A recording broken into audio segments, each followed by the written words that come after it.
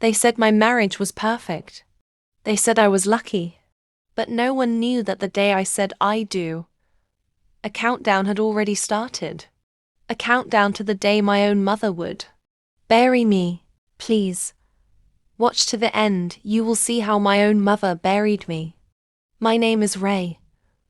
I married my husband Tony because I loved him. Not because of pressure. Not because of money. Not because of fear. He was gentle, patient, protective, the kind of man who held my hand in public and prayed with me at night. Our wedding was small but beautiful. My mother cried the loudest that day. She hugged me tightly and whispered, "I pray you give him many children." I smiled. I didn't know that prayer would one day destroy me. 3 months into our marriage, the questions started. Any good news? Have you missed your period? When are we carrying our grandchild? At first, we laughed it off. We said, God's time is the best. 6 months passed. Then 1 year. The laughter stopped. My mother-in-law stopped calling me by my name. She started calling me our wife, and every visit ended the same way, with her eyes fixed on my stomach. Then we visited the hospital. When the doctor finally called us in, I knew something was wrong. She spoke gently. Too gently. Your womb is weak. Carrying a pregnancy would be very difficult. You may never give birth naturally. The room went silent. I felt my husband's hand slip out of mine. I wanted him to hold me, to fight for me, to say, "We will figure this out," but he said nothing. That silence hurt more than the diagnosis. The news spread faster than I expected. Suddenly, everyone became an expert. You waited too long to marry. You must have aborted before. Maybe it's a spiritual problem. My mother came to stay with us. She cooked. She cleaned. She prayed loudly at night. Then one evening she sat beside me and said, "My daughter, a woman is not complete without children." I nodded through tears. She held my face and said, "But don't worry. I will not let this marriage end." At that moment I felt relief. I didn't know I should have felt fear. One night, around 10, I woke up and heard voices in the sitting room.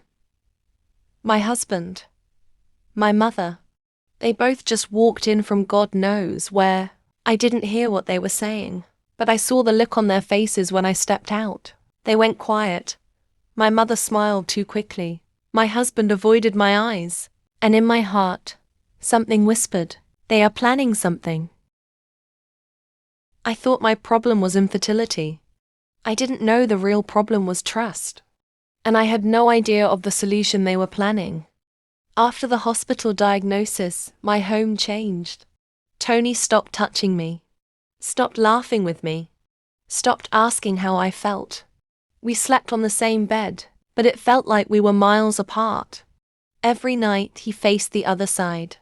And every night I stared at the ceiling, wondering when love turned into disappointment. My mother started speaking for me. "She is still young. God can still intervene. We should be patient." She said all the right things. But sometimes I noticed something strange. When she spoke to Tony, her tone changed. Lower, firmer, like someone negotiating a deal.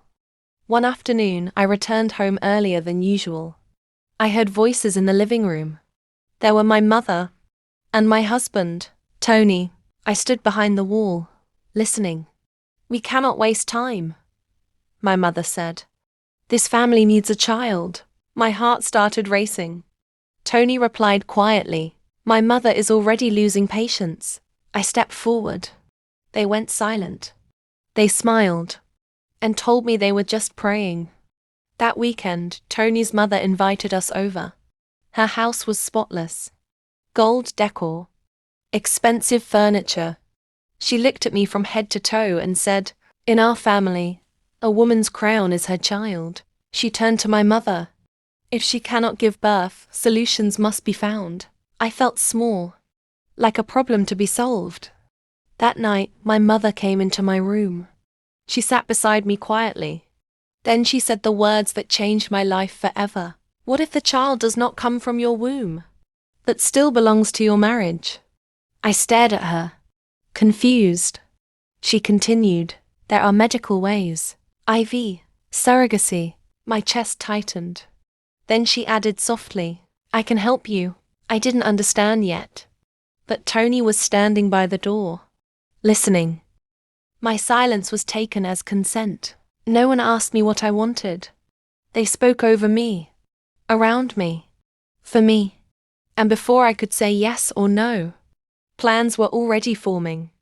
That night, I cried myself to sleep. I didn't know that by morning, my mother would make an offer that no wife should ever hear. I woke up with swollen eyes. The house was quiet. Too quiet. I walked into the living room and found Tony sitting there, already dressed. I stood in front of him and asked, Did you sleep well? He nodded, but didn't ask about me. I swallowed hard. I asked about what my mother said last night. He cut in. We should think logically, Ray. Logically. As if my life was a business plan. My mother is already asking questions. He continued. She wants results, not emotions. That was the time I realized he had already chosen a side. My mother arrived that afternoon with documents, hospital papers, forms. She spread them on the table like wedding invitations. Mother, I've spoken to a doctor, she said. I stared at her. Mum, you spoke to a doctor? Without me? She sighed. If we wait for your emotions, this marriage will collapse. I looked at Tony. He didn't meet my eyes. My heart ached. So this is happening? My mother nodded, looked directly into my eyes, and said, For your own good. That sentence felt like a slap. I cried and cried. 2 months later, Tony's family gathered. I didn't know why. Food was plenty. Laughter filled the house. Then my mother stood up. She cleared her throat. I have good news.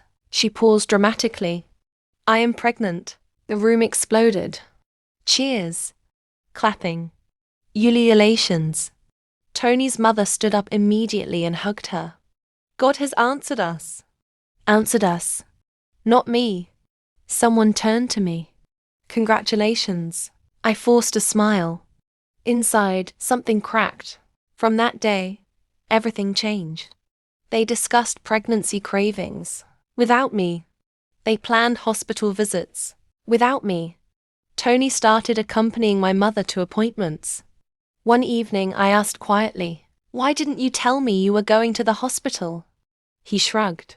There was no need to disturb you, he said. Disturb me? I was his wife. Or was I? One night, I overheard Tony's mother talking to a visitor. At least now we know the problem was not our son. She laughed. A woman without children is just decoration. I stood frozen. I wanted to scream. But I didn't, because I realized no one would defend me. Not even my mother. That night, I locked myself in the bathroom and cried silently. I stared at my reflection. I was still young, still beautiful, still alive. Yet, I had been reduced to a failure. And the most painful truth hit me. My mother did not carry that pregnancy for me. She carried it for them. As her belly grew, my place in that marriage disappeared. No one sent me away. No one shouted at me. They didn't have to. They simply lived like I was no longer there. The house was always busy now. Visitors came and went. Laughter echoed. Plans were made. Yet no one asked me anything. I moved from room to room quietly, like a guest who had overstayed her welcome. When I spoke, conversations paused, then continued without me. I realized something painful. Silence had replaced my name. Tony no longer slept at home every night. When I asked where he was going, he said, at the hospital. He didn't say whose appointment. One evening he came in late. I was waiting. Did everything go well? He nodded absent-mindedly. The baby is fine. The baby, not our baby. Not the pregnancy. Just the baby. That was when I knew I was already replaced in his heart. They discussed names openly now. I heard them from the kitchen. If it's a boy, we'll name him after his grandfather. And if it's a girl, she will carry my name. They laughed. I stood there holding a tray, unseen. I wanted to ask, where do I fit in this story? But no one was listening. One afternoon, a visitor asked innocently, "So, are you the sister?" The room went quiet. My mother answered quickly, "She's family. Not wife, not daughter. Just family." I smiled politely, then excused myself before my tears betrayed me. That night, I confronted my mother. "Do you see what this is doing to me?" She sighed, tired. "This is not about you anymore." Those words crushed me. My mother said, "I am your daughter." She looked away. "I am trying to secure your future." I realized then, she told me, she had already traded my feelings for their approval. That night, I packed and unpacked my clothes 3 times. I didn't know where I was going, or if I was leaving. I sat on the bed and whispered to myself, "You are still here. You still matter." But the room felt empty, because no one else believed it anymore. The house was restless that morning. Phones rang non-stop. Cars moved in and out. Prayers were whispered loudly. My mother had gone into labor. I was no longer there. I had left quietly weeks earlier, with 1 suitcase, and a heart too heavy to look back though. Tony's cousin was there for me. She was the one that said congratulations to me at the time my mother announced her pregnancy. Tony was at the hospital. So was his mother. So was everyone who once pretended I didn't exist. The cries of the baby finally filled the air. "It's a boy," someone announced joyfully. Applause followed. Tony's mother smiled proudly, already calling relatives. But then, months later, the baby becomes sick. His blood didn't match that of Tony's. DNA was carried out. The doctor paused. His face changed. He looked again at the baby, then at the mother, then at the test results. The doctor cleared his throat. "Please, we need to speak privately." Inside the room, silence fell. "There is something you should know. This child cannot be Tony's." Confusion, shock, anger. Tony asked, "What do you mean?" The doctor explained carefully. Medical results, blood compatibility, timelines that didn't add up. Then the final blow. Medically, Tony cannot father a child. The room spun. Tony's mother screamed. Tony's mother said, "It is a lie." But the doctor stood firm. Tony staggered backward. Memories rushed in, years of pressure on me. The insults, the humiliation, the accusation that I was barren. And yet, him, my husband, had never been tested. He remembered how I had never been given a chance. The silence in the room became unbearable. My mother began to cry. Not from pain, from shame. That evening, Tony came to find me. He looked broken, smaller, human. "Ray, I'm sorry." I listened quietly. He told me everything. The test results, the lies, the truth he never wanted to face. I waited. Then I spoke. "You blamed me for a weakness that was never mine." He knelt. But my heart was already standing elsewhere. I didn't shout. I didn't insult anyone. I simply said, "I forgive you, but I will not stay." Forgiveness healed me. Leaving you saved me. Months later, I stood in a clinic, holding my own test results, pregnant, with someone who loved me without conditions. I smiled not out of revenge, but relief. I could not give birth to my husband, but my mother did, and it destroyed everything. Some truths come late, but when they arrive, they set the right people free. Thank you for watching. If this story moved you, hit subscribe and join the family. More truth, more power, more stories coming.